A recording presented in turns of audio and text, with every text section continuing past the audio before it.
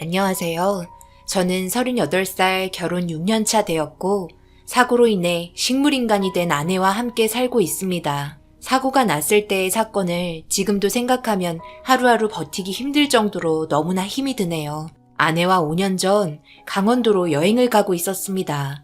2년 연애 후 결혼했고 워낙 서로 바빠서 제대로 여행 한번 못 가봤기 때문에 큰맘 먹고 1박 2일로 떠났어요. 펜션도 좋은 데 잡았고 맛있는 것도 먹으면서 즐거운 시간을 보냈죠.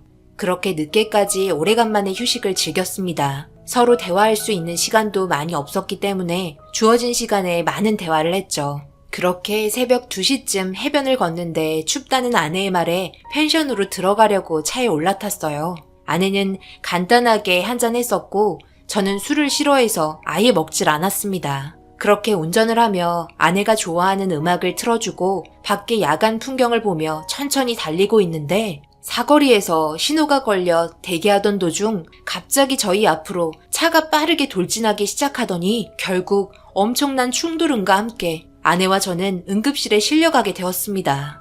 그런데 문제는 저는 차를 폐차시킬 정도로 엄청난 큰 사고였음에도 불구하고 제 몸은 기적적으로 타박상 정도였지만 아내는 식물인간이 되어버렸습니다. 그런 상황들이 저에게는 너무나도 절망적이었고 받아들이기가 힘들었어요. 저희 차량에 돌진한 사람은 사과 한마디 없었고 기억이 나지 않는다며 법대로 처벌받겠다는 말뿐이었습니다. 음주운전 때문에 한 사람이 평생을 식물인간으로 살아야 하는데 자신의 잘못을 뉘우치지 않는 게 너무 화가 났네요. 그리고 대개 이런 상황들이 오게 되면 꼭 사고를 낸 사람은 멀쩡하더라고요. 참 웃기죠. 처벌도 적게 받고 사과 한마디 하지도 않는 그런 쓰레기 같은 사람은 지금도 어딘가에서 잘 살고 있으니까요. 세상이 참 웃기게 돌아가는 것 같네요. 그렇게 아내가 식물인간이 된 지 벌써 5년이라는 시간이 지나버렸어요. 신혼생활 1년, 아내를 간병한 지 5년입니다. 아들, 얼굴이 많이 수척해졌네. 밥은 잘 챙겨 먹고? 연락도 잘 안 돼서 이렇게 찾아왔다. 얘기 좀 하고 싶은데 네가 워낙 바빠서 시간을 낼 수가 있어야지. 내일 일찍 출근해야 하니까 용건만 간단히 하고 들어가마. 엄마는 말이야, 우리 아들이 이렇게 살고 있는 거 눈 뜨고 보기 너무 힘들구나. 서로 사랑했던 사이긴 하지만 현실이 너무 처참하다 보니 젊은 나이에 평생을 이렇게 살 거라는 걸 생각하면 엄마가 오래 살지 못할 것 같다. 그러니 이쯤에서 그만하는 게 어떻겠니? 그동안 너도 할 만큼 해왔잖아. 언제까지 깨어날지도 모르는데 아니 깨어날 일이 없다고 의사가 말했잖니.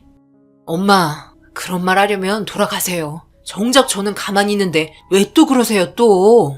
지금 전혀 힘들지 않고요. 예전이나 지금이나 제 사랑은 변함이 없어요. 그리고 떠날지 말지도 제가 결정해요. 수경이 꼭 깨어날 수 있을 거예요. 지금 치료 잘 받고 있고 수경이도 일어나려고 열심히 힘쓰고 있을 겁니다.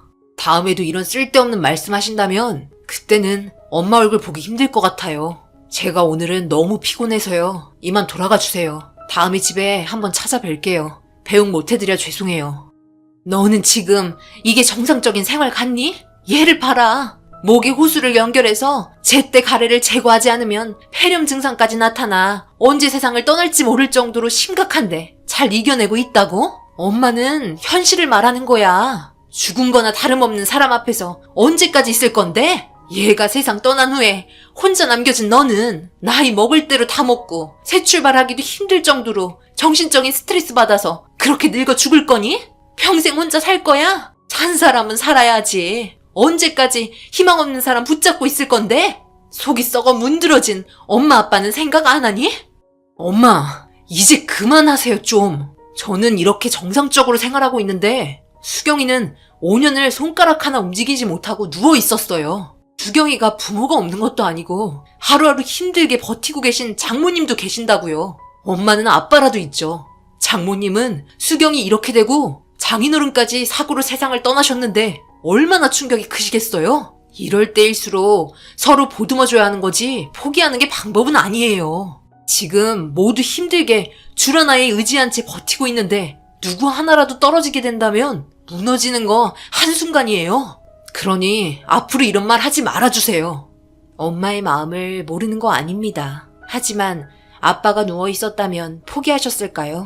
입장을 바꿔 생각한다면 절대 그렇게 하지 못했을 겁니다. 제 사랑은 지금이나 예전이나 변함이 없었기 때문에 엄마에게 모진 말하게 되었네요.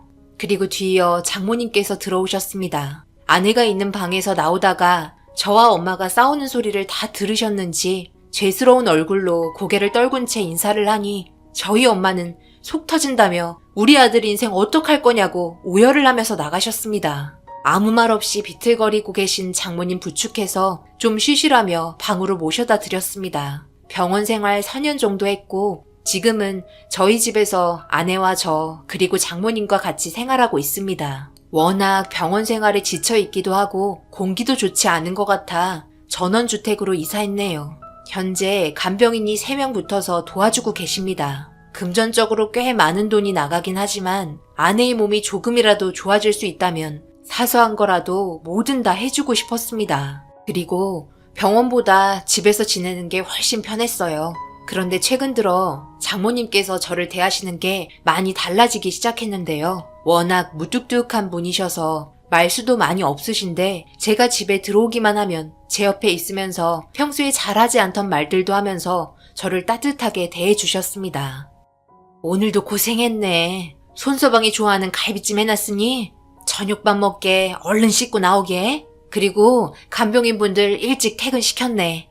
라면 하나 끓여 먹으면 되는데 저녁을 차리셨어요. 그리고 간병인분들 일찍 퇴근시키면 장모님께서 힘드실 텐데 왜 그러셨어요? 괜찮네. 간병인분들도 많이 지쳐 보이고 이런 날도 있어야 다음날 우리 수경이 돌봐주는데 사소한 거라도 신경 써주지 않겠나? 그렇게 장모님께서는 주방에 가셔서 저녁 준비를 하고 계셨고 저는 씻고 나와서 식탁에 앉았습니다. 평소 같으면 저와 같이 앉아서 저녁을 먹지 않는데 장모님 분위기가 좀 달랐습니다. 오늘 하루 어떤 일이 있었는지 이런저런 이야기를 하시면서 제 밥그릇에 반찬도 올려주면서 저를 보며 밝게 웃어주셨습니다. 원래 장모님의 성격과는 180도 다른 모습에 좀 당황하기도 했지만 이런 분위기도 나쁘지 않았어요. 집에 들어오면 항상 우울한 기분이었는데 장모님께서 밝게 맞아주셔서 조금이나마 기분이 풀어졌네요. 제가 먼저 장모님께 밝게 웃어주면서 친근하게 다가가야 했는데 그렇지 못해 정말 죄송했습니다. 장모님께서 해주신 갈비찜을 맛있게 먹고 저를 하루 종일 기다리고 있던 아내의 얼굴을 보려고 방으로 들어갔습니다. 언제나 저에게 한결같은 모습으로 저를 기다려주고 있는 아내는 웃지도 않고 울지도 않고 그저 평온한 얼굴로 눈을 감고 있었네요. 그렇게 한참을 아내가 누워있는 방에서 함께 있다가 다음날 아침 일찍 출근을 해야 하기 때문에 제 방으로 들어가 이것저것 정리하다 보니 새벽 시간이 되었고 몸이 많이 피곤해 침대에 누웠는데 노크 소리가 들려오면서 장모님께서 제 방에 들어가도 되냐며 물어보시길래 늦은 새벽 무슨 일인지 몰라 일단 들어오시라고 했어요. 조심스럽게 방 안으로 들어오신 장모님께서 제 눈치를 살피더니 옆에 앉아도 되냐며 물어보시길래 평소 장모님의 행동이 아니라서 당황하기도 했지만 옆에 앉으시라고 했습니다. 그런데 장모님 손을 보니 맥주가 2캔이 들려 있었고 저에게 한 개를 건네주면서 잠시 동안의 침묵을 깨며 떨리는 목소리로 저에게 조심스럽게 말을 꺼내셨습니다.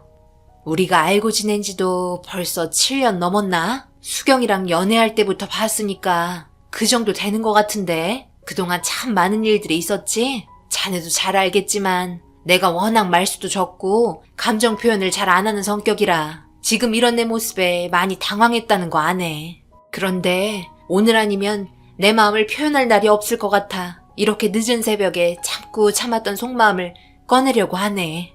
우리 수경이 아직도 많이 사랑하고 있나? 하지만 그 사랑 오래가지 못할 걸세. 지금 현재는 자네가 아직 젊고 돈을 벌 수 있는 능력이 있어서 그런 거지. 시간이 지나고 자네 몸도 점점 약해지면 그때는 우리 수경이 감당하기가 너무 힘이 들 거야. 그때는 아마 별의별 생각이 다 들겠지.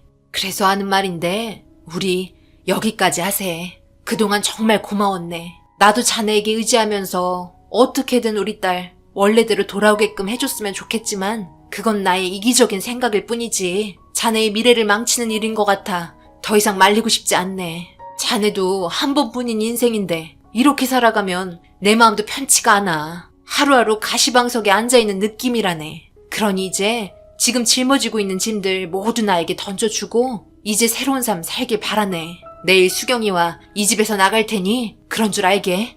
이제 우리의 인연 여기서 끝내기로 하고 더 이상 만나지 않았으면 하네. 내가 손서방 엄마였어도 똑같이 행동했을 걸세. 내 아들이 아무것도 할 수 없는 식물인간 여자한테 자기 인생을 평생 동안 바치면서 산다는 걸 생각하니 가슴이 무너지고 찢어진다네. 그런 삶을 살라고 배 아파 낳은 것도 아니고 좋은데 취직시키려고 뼈 빠지게 뒷바라지 시킨 것도 아닌데 이런 삶을 살고 있는 거 보면 얼마나 힘들겠나. 자네가 우리 수경이 사랑하는 마음 너무나 잘 알고 있고 여기까지 했으면 충분하니까 이제 새로운 삶 살길 바라네. 그동안 고마웠고 평생 잊지 못할 걸세. 자네가 무슨 말을 할지 알기 때문에 의견 듣지 않을 테니 먼저 일어나 보겠네. 그럼 푹 쉬게. 장모님께서 일방적인 말에 할 말을 잃었고 거실에서 울려 퍼지고 있는 흐느끼는 소리에 가슴이 아팠습니다. 엄마가 오셔서 했던 이야기들 모두 듣고 계셨으니 그 마음 얼마나 힘드셨을까요? 같은 부모의 입장에서 생각해보면 저희 엄마 마음 충분히 이해하셨겠죠. 이런 상황이 오다 보니 잠도 오지 않아 한참을 침대에 앉아있다가 동이 트고 아내의 얼굴이 보고 싶어 아내가 누워있는 방으로 들어가려 하는데 장모님께서 아내에게 하는 말을 듣곤 저는 오열하고 말았습니다. 차라리 이럴 거면 그냥 세상 떠나면 되지. 왜 이렇게 끈질기게 버티고 있어서 우리 모두를 힘들게 하는 거니? 이게 사람 사는 거니? 아무리 내 자식이라도 이렇게 사는 건 죽느니만 못하다. 그런데 뒤돌아서면 남인 손서방은 오죽하겠니?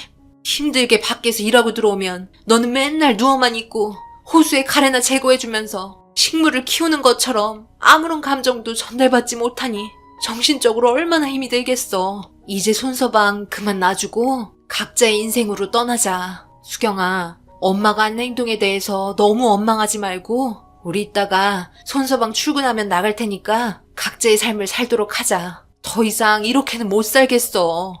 아내의 방에서 장모님께서는 한참 동안 눈물을 흘리시더니 밖으로 나오셨고 제가 문 앞에 있는 모습을 보시곤 화들짝 놀라시더니 급하게 화장실로 들어가셨네요. 저는 아내에게 천천히 다가가 얼굴을 쓰다듬고 점점 굳어가는 손을 주물러주며 아내를 바라보고 있는데 제가 흐느끼는 소리를 들은 건지 눈물 한 방울 나지 않던 아내의 눈에서 눈물이 흐르는 걸 확인할 수 있었습니다. 그때 알았죠. 몸은 움직일 수 없어도 들을 수 있다는 것을요. 여태까지 아내는 단 한 번도 눈물을 흘린 적이 없었던 건 혹시라도 자신이 눈물이라도 흘리면 제가 더 힘들어질까봐 꾹꾹 눌러 참아왔던 것 같습니다. 아내의 눈에서 흐르는 눈물은 제발 나를 버리지 마, 떠나지 마, 평생 함께하고 싶어 라고 저에게 외치고 있는 것 같았고 그런 모습을 보니 장모님께서 내린 결정 받아들일 수 없었어요.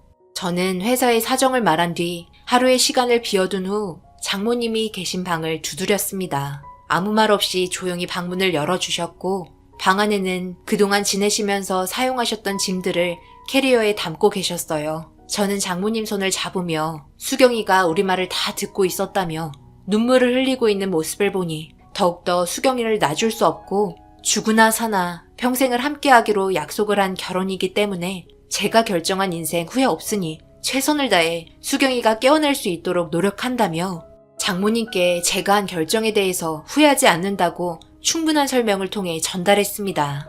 앞으로 장모님께서 수경이와 함께 밖으로 나간다면 둘은 아마 오래 버티지 못할 겁니다. 어디 가서 뭘 하며 살겠어요. 이 집을 나가려 한다는 건 그만큼 마음속으로 결정한 부분이 있었기 때문에 새벽 늦게 제 방으로 찾아오신 거겠죠. 그렇게 제가 장모님께 보여드린 굳은 결심으로 인해 지금까지 잘 버티며 살아오고 있습니다. 그런데 이런 저희 모습을 보고 하늘에서 감동받으셨는지 아내에게 기적이 일어나고 있었습니다. 아마 아내도 저희가 눈으로 볼 수는 없지만 나름 빨리 회복하려고 열심히 노력하고 있는 것 같았어요. 기적이라고 말하면 갑자기 벌떡 일어났나? 라고 생각하시는 분들에겐 죄송하지만 저희 기준으로의 기적은 아내와 의사소통이 된다는 거였습니다. 이것만으로도 너무나 감사하고 하루하루 사는 게 행복하며 그동안의 고생을 모두 씻어내려 주는 것처럼 기쁘고 좋았어요. 비록 말을 할 수는 없지만 아내가 감고 있던 눈을 뜨게 되었고 아내와 마주치는 눈동자로 모든 대화를 할 수 있고 느낄 수 있었습니다. 비록 눈을 깜빡거리며 낱말 하나하나 맞춰가면서 대화하는데요. 퇴근한 저에게 제일 처음으로 하는 말은 사랑해입니다. 이렇게 아내가 살아있다는 것에 너무나 감사할 뿐이네요. 그리고 손가락과 발가락이 조금씩 움직이기 시작했습니다. 그런 발전되는 모습에 간병인분들도 더욱더 열심히 손과 발을 마사지해 주셨고 장모님께서도 지금은 많이 밝아지셨어요. 포기하면 그 자리에서 멈추게 되고 그걸로 끝인 게 되지만 쓰러지고 또 쓰러져도 포기하지 않고 계속해서 일어나고 헤쳐나간다면 그 끝은 분명 밝은 미래가 저희를 기다리고 있을 겁니다. 비록 사람마다 사는 환경이 모두 제각각이지만 저희가 살고 있는 지금의 삶이 저는 너무나 행복하네요. 제 사연을 듣게 되신 많은 분들께서 수경이에게 힘이 될 수 있는 격려의 말 한마디 해주신다면 분명 더욱더 힘을 내서 언젠가 여러분들께서 남겨주신 격려의 글 덕분에 일어났다며 컴퓨터 앞에 앉아 고마움의 표시로 사연을 적어 내려가지 않을까 생각합니다. 각자의 인생에 힘든 부분 분명히 있으실 테고 경기가 안 좋은 요즘 시기에 잘 헤쳐나가셔서 밝은 빛이 오는 그날을 꿈꾸며 하루하루 행복하게 인생을 살아가시길 바랍니다. 제 부족한 사연 들어주신 여러분들 항상 좋은 일 가득하시고 축복 받으시길 바라며 이 글을 마무리하겠습니다. 감사합니다. 오늘의 사연은 여기까지입니다. 댓글로 여러분들의 생각과 조언을 남겨주세요. 저는 다음 영상으로 찾아뵙겠습니다. 감사합니다.